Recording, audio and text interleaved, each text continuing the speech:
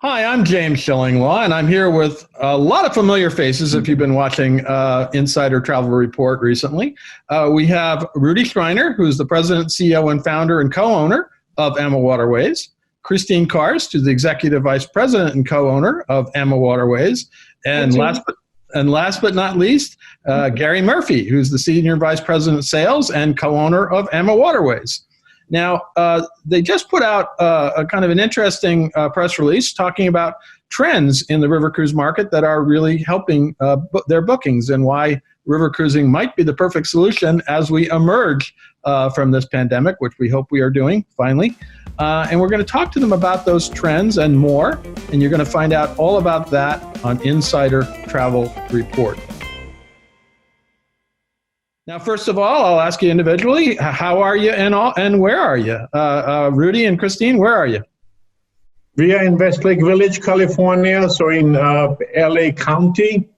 And yeah, it's raining right now. Yeah. Oh my God! The last time you showed me, we interviewed you were at beautiful sun, and you're out by the, I guess it's your lake or something out there. The AmaRudy, cruising the AmaRudy, right? The AmaRudy, you showed me that. We went down and saw that. And Gary, it's sitting right out here in the rain. Okay, Gary.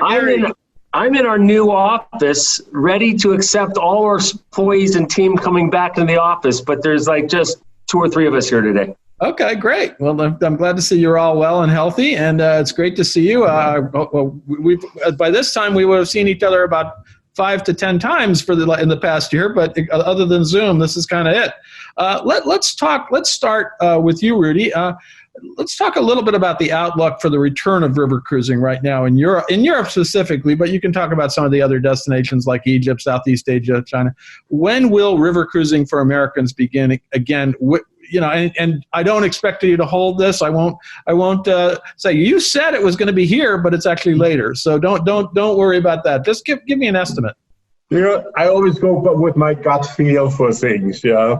And this time it's going to be, I think, for the North American market, sometime in this summer, yeah. I think the European market itself will start earlier. I mean, some of them in Europe are talking about mid-April and early May.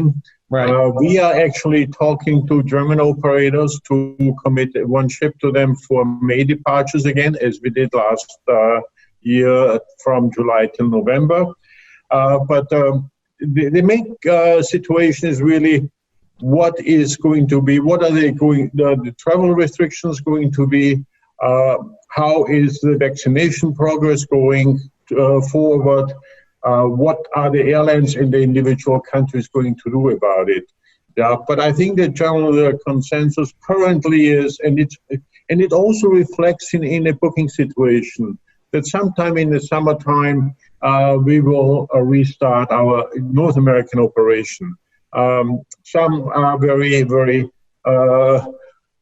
looking forward to end of June. Yeah, that would more July, and I would say August 1.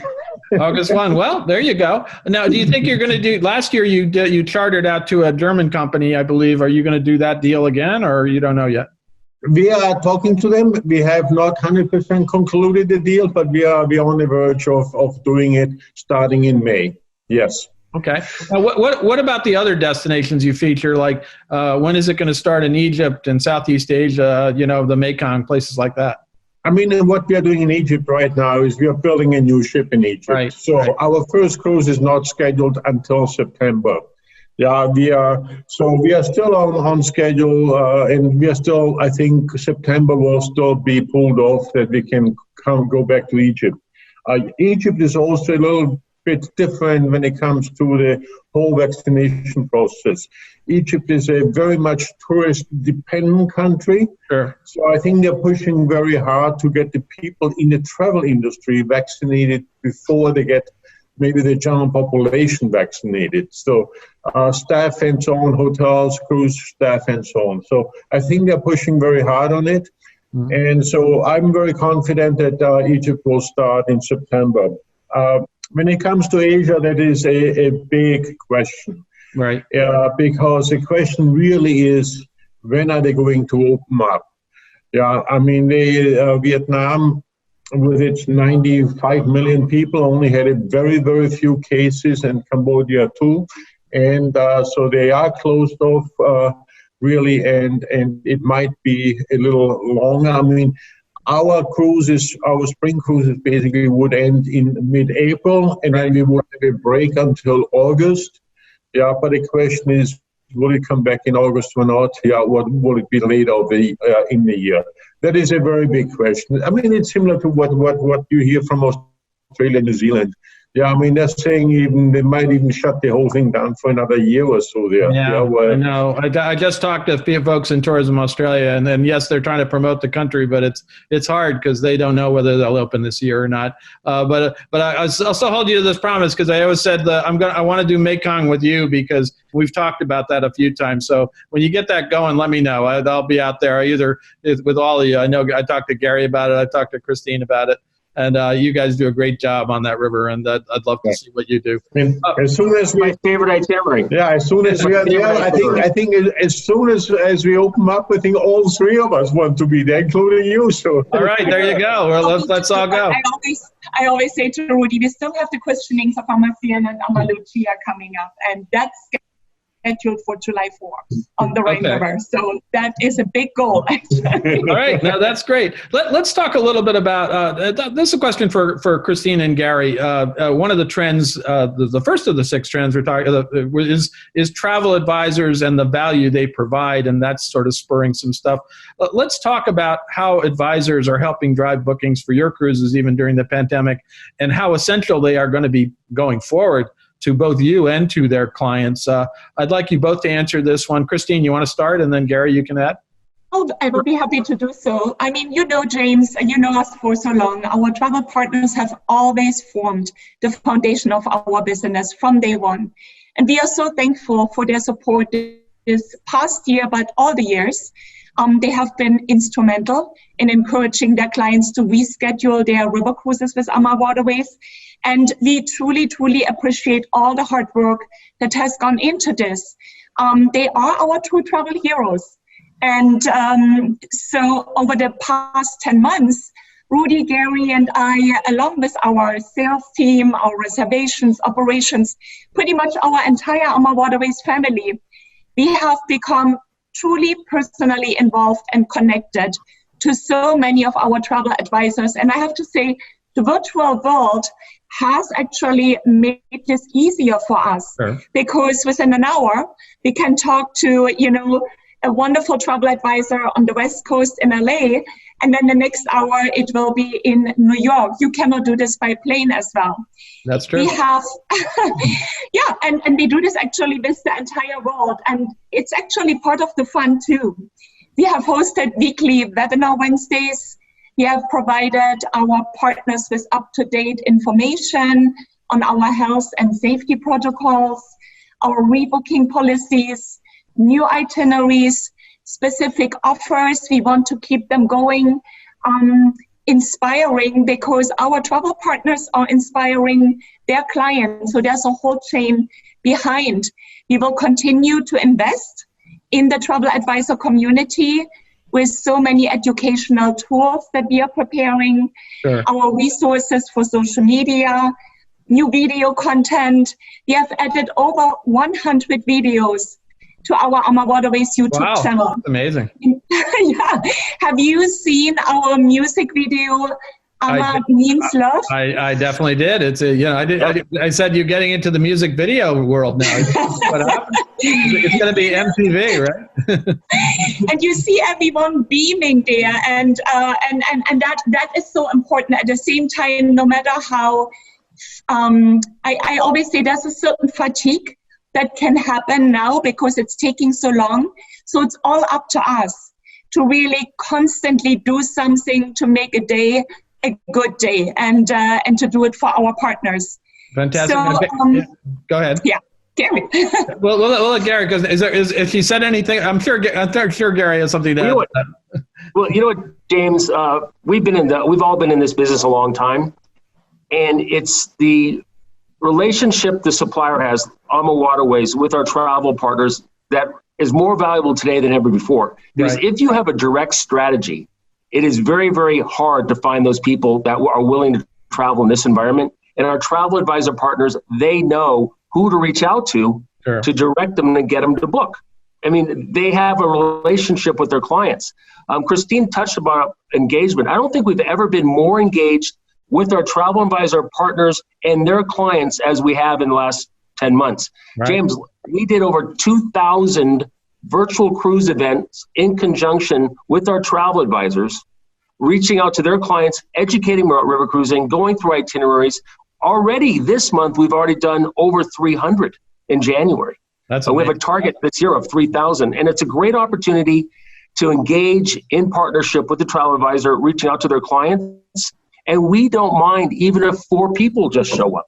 We know we've had a couple hundred, we've had, a half a dozen, but it's important to stay engaged and keep them thinking about traveling. And we could not do that without the relationship we have with our travel advisor partners. No, absolutely. Yeah, and as such, can I just say thank you, because really the bookings have held very firm for Q3, Q4 this year, and 2022 looks extremely strong. So thank you.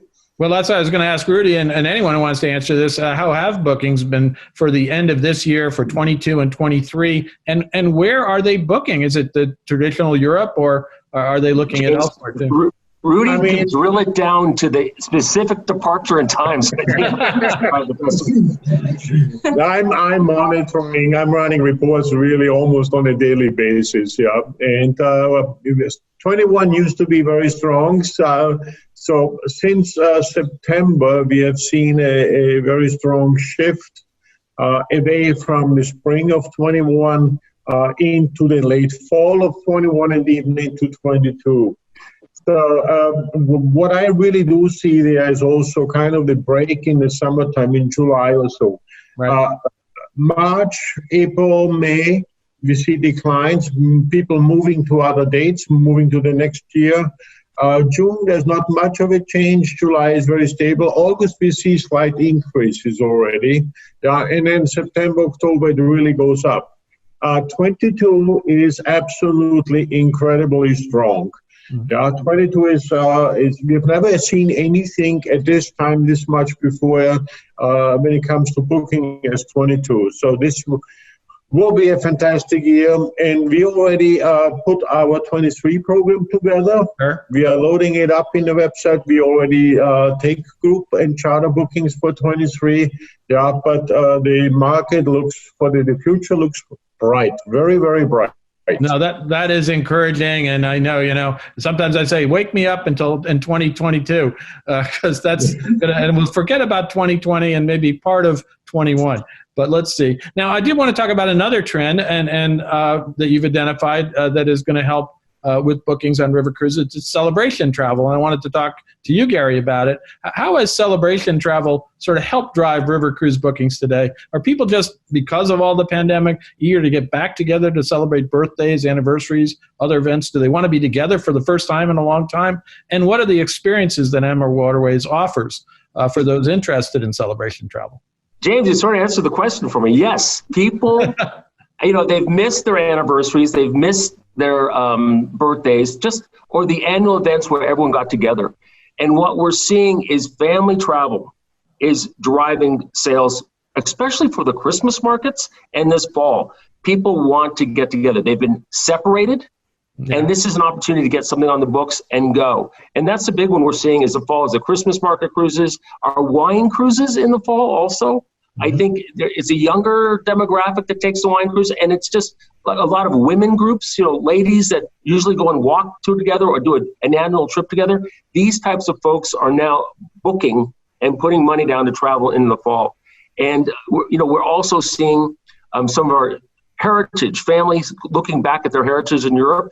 Right. They put off going back, and now is an opportunity to say, look, when we can travel again, we got to pull the trigger and let's all go and discover our heritage.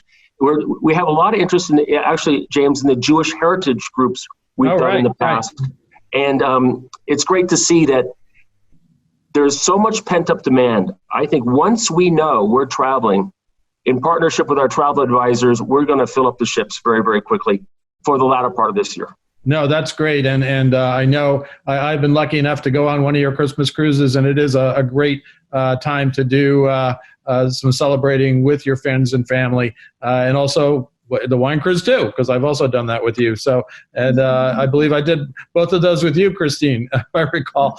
And we did enough celebrating, with your mom. I think that was the one of the trips. So, well, that might have been the Seine cruise, if I recall, actually. But that's not. Well, it was, but also the Danube. And you have seen we offer so many different choices when it comes to excursions, catering to all the different needs of the different family members, right?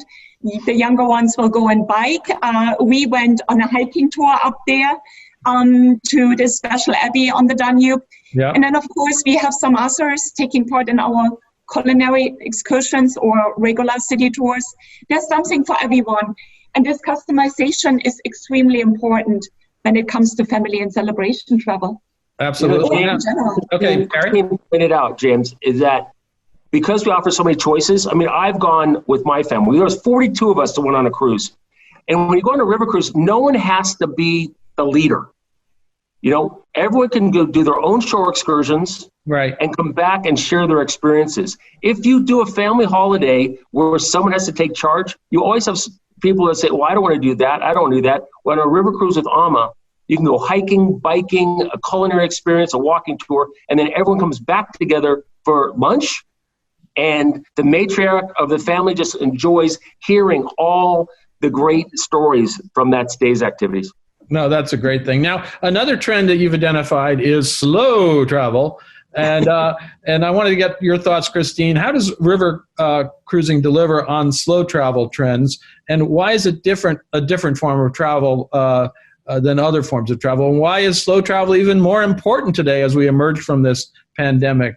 And finally, what are the experiences that AmaWaterways offers in slow travel? So, Christine, what do you think? Yeah. So it's a lot about nature, right? To be on fresh, open air. And travelers are looking for a true escape, to be able to slow down, relax, enjoy the nature, and take in every moment of their long-awaited vacation. So now on a river cruise, our guests come on board, they unpack once, they focus on what they choose to experience. And, I mentioned all these tours. So there are different samples that we offer now. We added a second ship on the Seine River, the Amadante, to our Amalura. Amalura is doing round-trip itineraries, Paris to Le Havre, back to Paris on the Seine River. On board Amadante, on quite a few of departures, we are slowing down. We do a one-way cruise from Paris to Le Havre. And we are pretty much staying in port every night, because it's also about the experience. People want to walk off the ship. And that's also the beauty of a river cruise. You never have to tender. So you walk off, you go into town. Doesn't mean you have to necessarily go into a crowded bar. But there are so many wonderful places to really explore and enjoy. So center of a quaint town, smaller cities off the beaten track.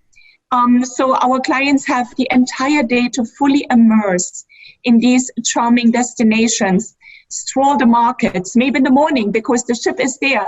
Maybe some really want to go at 6 o'clock when the market is opening, coming back for this nice fresh coffee on board after experiencing the first cup of the French coffee.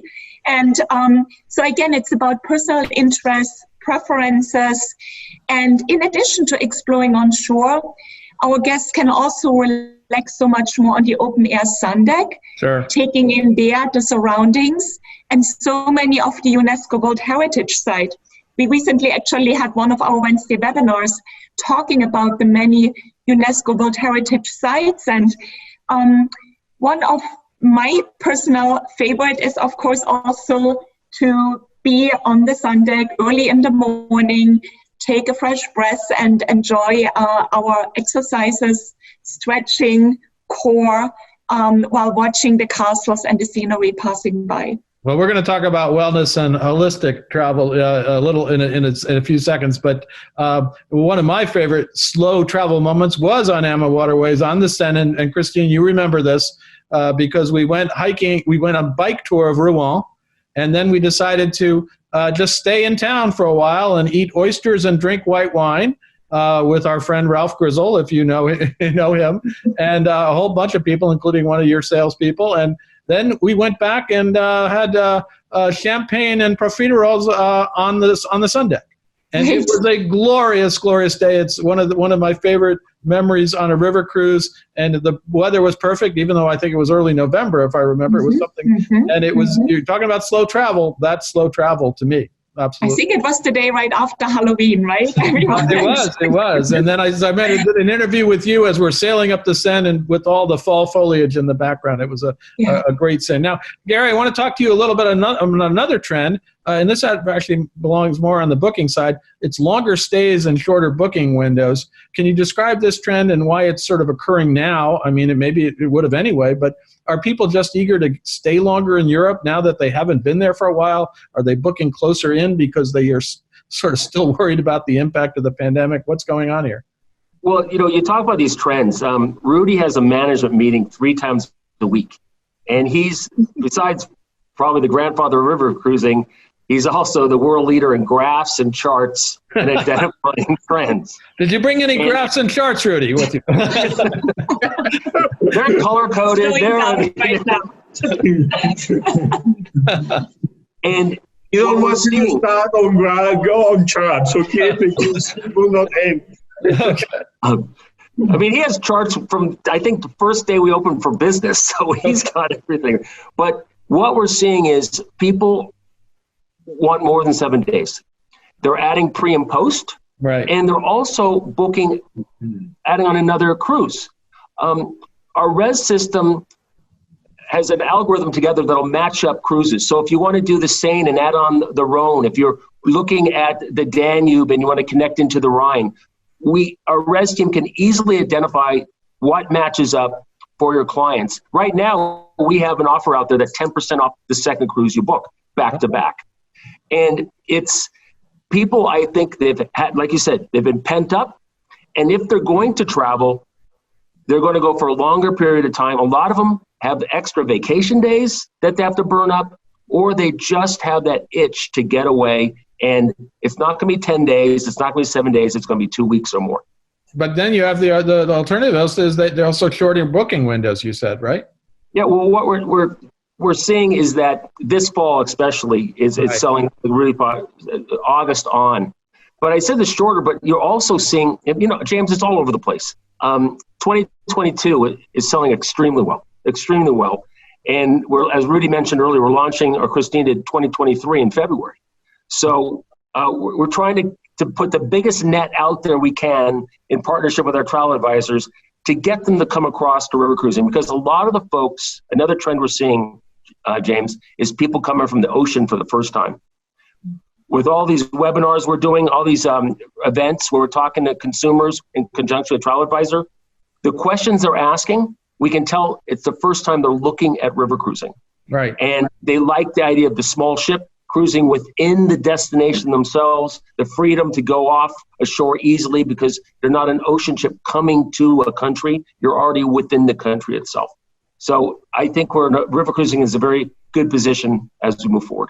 Well, in fact, one of my other questions for you was going to be, what are they looking for, the travel advisors, what kind of information? And I was actually surprised, I think we've had this conversation, that there are a lot of travel advisors, maybe not a lot, but some travel advisors that still haven't explored the river cruise market. And this has been a time when they can take a look and maybe through your webinars and everything else, get more information about it, right? Well, Christine and I hold a webinar every Wednesday, and we're having new agents, travel advisors join us each week. I think, Christine, was it 50 additional new advisors we had last Wednesday, new to AMA? Yeah. So they are learning about it. We have these great training programs on our travel agent portal, and we encourage the travel advisors to work with us and get on one of our ships. Christine, I mean, you see that.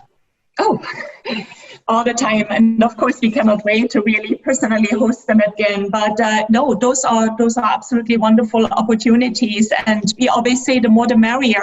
We are here for our travel advisor partners, and we offer all these tools. And we really look forward to welcoming everyone to our group and to prepare this education. Now let's talk about another trend, Christine. Again to you, it's regenerative travel. It's sort of people giving back to the destinations they visit, sort of more sustainable travel. And yes, this was a trend before all this happened. I think people wanted to do more sustainable stuff. They wanted to do things at destinations. But now here with the pandemic, it's become maybe more important. And do you see that? And what experiences does AmaWaterways have to deliver regenerative travel? Absolutely. Yeah. So community and personal connections are always at the heart of why we travel. And I think we are all excited to experience this more and more now. Now, you know, Rudy and I, and so does Gary, because Gary is Irish descent. We all have our roots in Europe, and we have always worked with the local community leaders in those small towns and villages that we visit to create exclusive events. And some you mentioned Welshofen, where we provide this miniature Munich Oktoberfest with the locals and serving actually local food. You know, we get our vegetable, our fruits on board always there. Other local community events exclusively for AmaWaterways are our wine festival in Spitz. We have our special evening in Lahnstein. And, you know, in Burg, the Burg Wine Festival, that really the locals are just creating for us with the local support. And one of my favorite ones is actually culinary experience in Bulgaria when we go to a local home and we all cook banitsa together. Okay. So banitsa is such a traditional Bulgarian dish, and it's in a small group, and we are supporting the local families this way. Now, sustainability is certainly a top priority for travelers and all the companies, and you know that AmaWaterways has received the Green certification for our entire European fleet last year. Christina, very proud that my ship was the very first ship to receive it. And then every ship, obviously with Magna and the 10 engines, we are extremely environment friendly. And of course, Rudy is sitting next to me. I mean, he has a big thing to say when it comes to all of this. Yeah, well, Rudy, talk a little bit about that, because obviously you've been working, at least the mechanics of this, to make your ships, you know, more sustainable, really more eco-friendly, and all that. I mean, one thing, this is a process that has been going on since we built our first ship, yeah. And what we are doing currently during this whole pandemic break, we are already investigating what can be improved in the future, how can we go greener, what new systems are there, how can we possibly even go with lower draft and so on. So there are so many things. There are so many little items you can do which enhance every aspect of it. Yeah, it's really, I mean, it's a whole palette of things to talk about, but I don't want to get into too many details there. Well, someday we're gonna have a technical interview with you talking about all the mechanics of the ship. I think that would, I personally, I think that'd be fascinating. I've always been fascinated when we talked about that stuff. Let's get to one of the last trends. One of the one that I know, Christine, because you know Gary and I, we're going to be in Jimmy's Wine Bar, I believe, where Christine is going to be in the stern of the ship. We're talking the Magna now. Yes. Where Christine is going to be up there on the cycles and bikes and doing the yoga, right? And this is the sort of holistic wellness. And there is actually, you have a wellness director on every ship, right? Yeah, no, absolutely. And you know me too well, James, of course, right? Staying healthy and active is a core part of our river cruises. It's no surprise that we are seeing even more interest in this trend, as it's a top priority for everyone. I think there's so many more people now staying at home, sitting in front of a computer. They know they have to find the right balance. And so we also know how much the sales of Peloton has gone up. Everyone today has a bike at home. Yeah. Now with us, you can, of course, go and bike and experience all the beautiful villages going through the vineyards under fresh air again. That is very important. Our wellness host is a dedicated wellness host, doing more than 6 classes every day, also Zumba, dance classes, resistance band, hiking, biking, running, so much. And it makes me really happy when I see our guests talking, saying they have changed their lives. And they go back home and they want to continue, and hopefully they do. And of course, you have also seen our spinning bikes on board the AmaWaterways, biking with a few. I think I saw Gary on one of those. I don't know. No, you didn't.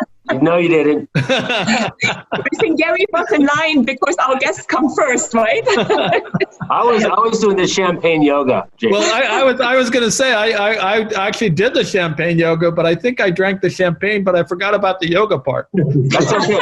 And then I don't want to forget our concierge golf program, also in combination with the AmaWaterways. Also, golfing today, is getting so popular again, and we offer this. And so there's so much wonderful things to do in the future.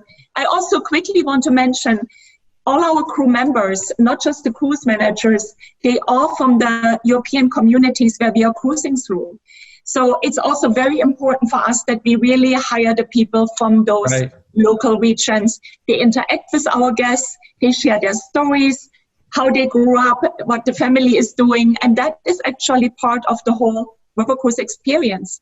No, absolutely, and they're a wonderful crew, and it's wonderful to be there. And Gary, I think it was the golfing thing I saw you. I was wrong. It wasn't the yoga; it was the golf that I saw you on. But I'm pretty sure about that.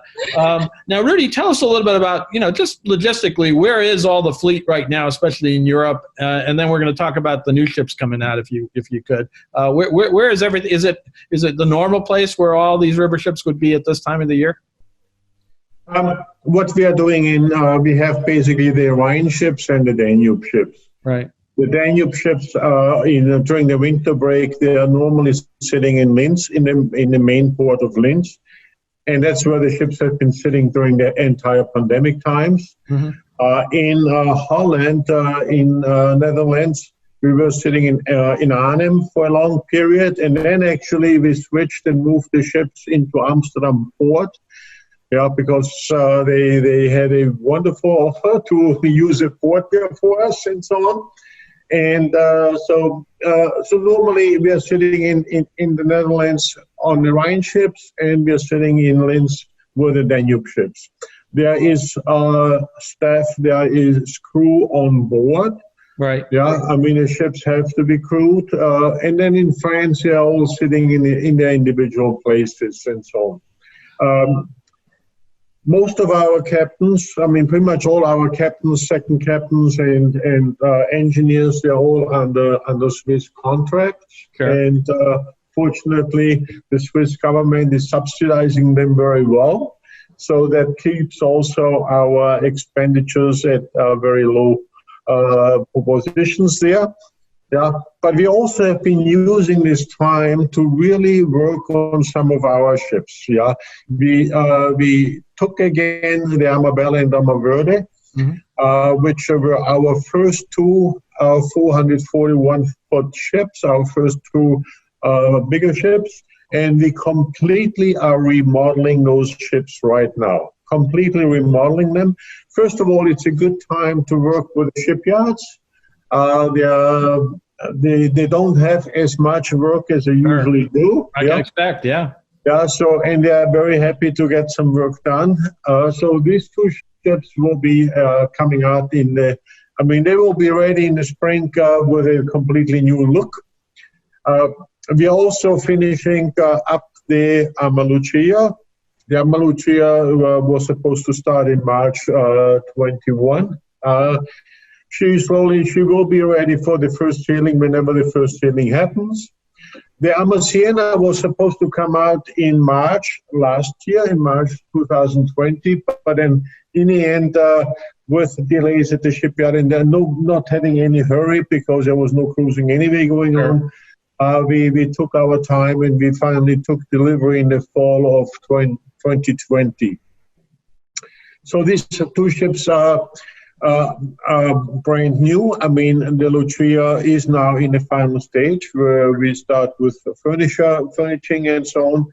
And then the Egypt ship, the Amadalia, is under construction, and that ship will be ready for the September 21 sailings. So that's where we stand right now with the fleet. That's great. It's nice that you've had the chance to refurbish those ships and also take your time in getting the 2 new ships ready to go, as well as the Egypt ship. So we're looking forward to all that. Now, I want to end this, just talk each of you in turn, how you think the pandemic has changed river cruising for the future, if it has, and what maybe are some of the positives that it might have come out of this that can help the industry thrive in the future. I'm going to start with you, Gary, if you could. Get your ideas about, what is, it's been a horrible time, we all know, but, maybe there are some good things that came out of it. I think, James, we've learned a lot on how to communicate better with our travel advisor partners. I mean, just doing like what we're doing today. I mean, I can't wait to be able to do a sales call and bring a travel advisor to lunch. But in saying that, I don't believe this format will disappear. It allows us to reach out and really have conversations in conjunction with our advisors with the client, so the potential client, and we're learning from that. We're learning always how to improve it.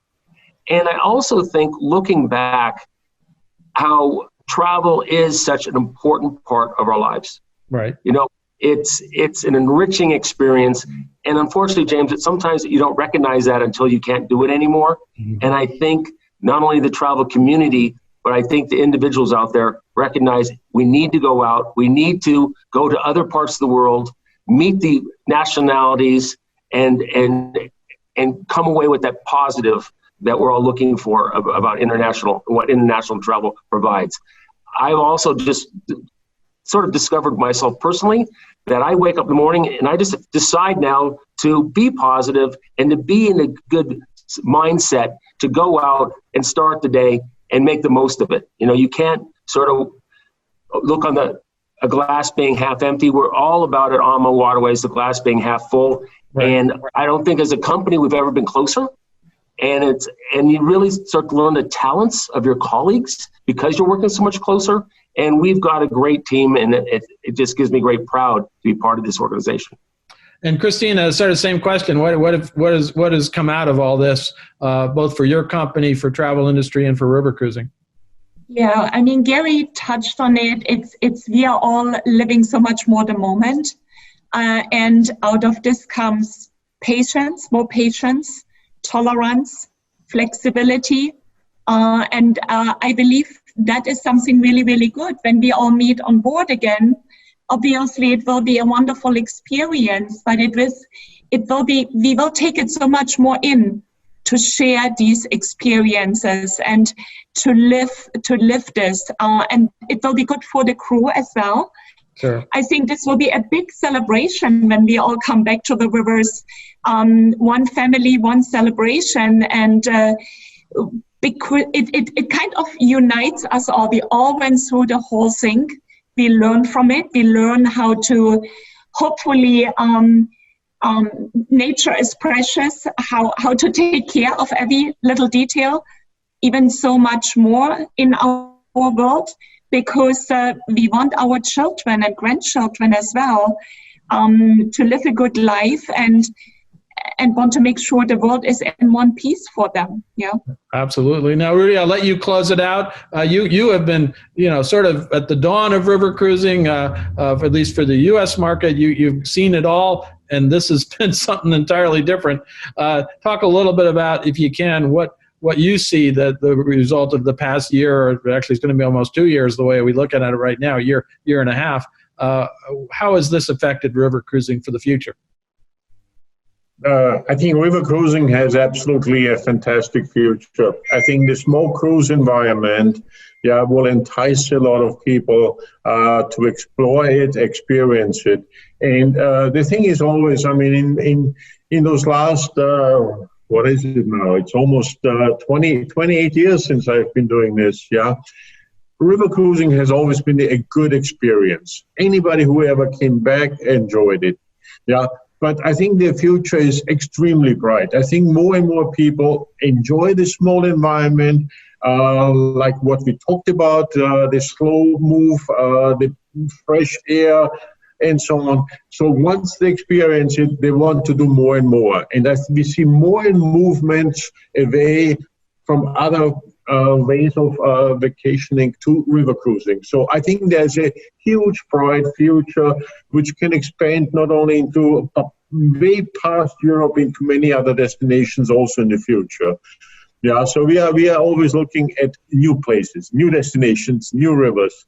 Yeah, and I'm totally excited about it. Well, that's great. Now, listen, I want to thank all three of you for taking the time. It was a great interview. I really enjoyed seeing you, as always. I'm looking forward to seeing you all live, either at a conference or on a river cruise, hopefully later this year. But the way you have brought AmaWaterways through the pandemic is really something everybody should look at, because it's been an amazing to get travel advisors, to get the company through this. You've done an amazing job, and I want to thank you for that. And we hope for bigger and better things for AmaWaterways and for river cruising in the future. Thank you very much. Thank you, James. Thank you for the opportunity.